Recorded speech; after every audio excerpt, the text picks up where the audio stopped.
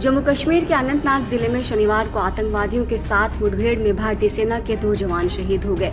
अनंतनाग के कोकेरनाग के अल्हान इलाके में सुरक्षा बलों को भेजा गया है, जहां ऑपरेशन अभी भी जारी है। भारतीय सेना के चिनार कोर ने एक ट्वीट में कहा कि मुठभेड़ में 2 नागरिक भी घायल हो गए हैं। संयुक्त अभियान में सीआरपीएफ, भारतीय सेना और जम्मू कश्मीर पुलिस विभाग की इकाइयां शामिल थीं।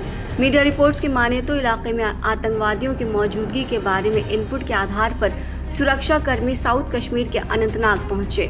पुलिस और सुरक्षा बलों का इरादा था कि अल्हान में घेराबंदी और तलाशी अभियान चलाया जाएगा।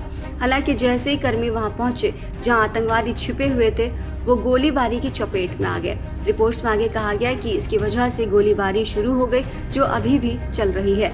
मुठभेड़ में घायल हुए 2 जवानों को उस इलाके से निकालकर अस्पताल ले जाया गया। हालांकि इलाज के दौरान दोनों ने ही दम तोड़ दिया।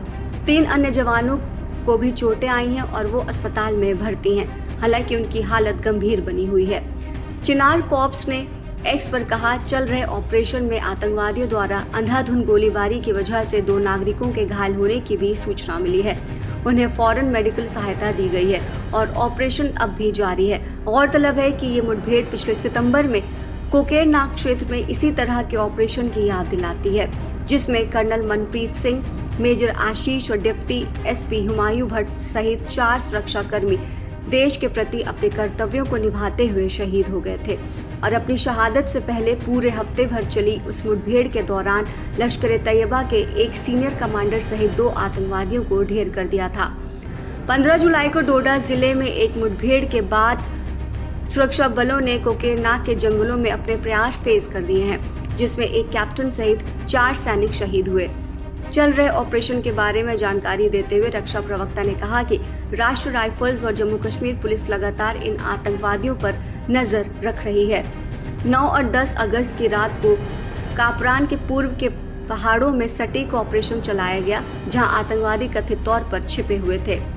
इस पूरे मामले पर कांग्रेस प्रेसिडेंट मल्लिकार्जुन खड़गे ने कहा है कि जम्मू और कश्मीर के अनंतनाग में आतंकवादियों के खिलाफ संयुक्त ऑपरेशन में सेना के 2 जवानों ने अपने प्राणों की आहुति दी और अपनी वीरता का परिचय दिया। हमारे वीर जवानों की शहादत को सलाम। उनके शोक में डूबे परिवारजनों के प्रति हम गहरी संवेदनाएं रखते हैं। घायलों के जल्द स्वस्थ होने की कामना करते हैं। जम्मू और कश्मीर में आतंकवादी वारदातों में होती बढ़ोतरी चिंता की बात है। मोदी सरकार की राष्ट्रीय सुरक्षा की नीति आत्म प्रशंसा के बजाय ठोस कदम उठाने की होनी चाहिए। वहीं प्रियंका गांधी वाड्रा ने भी ट्वीट करके अफसोस जताया। उन्होंने लिखा कि अनंतनाग जम्मू कश्मीर में आतंकवादियों का सामना करते हुए सेना के 2 वीर जवानों की शहादत और कई के घायल होने का समाचार अत्यंत दुखद है। ईश्वर दिवंगत आत्माओं को शांति प्रदान करे। शोक संतप्त परिजनों के प्रति मेरी गहरी संवेदनाएं। घायलों के शीघ्र स्वस्थ होने की कामना करती हूँ।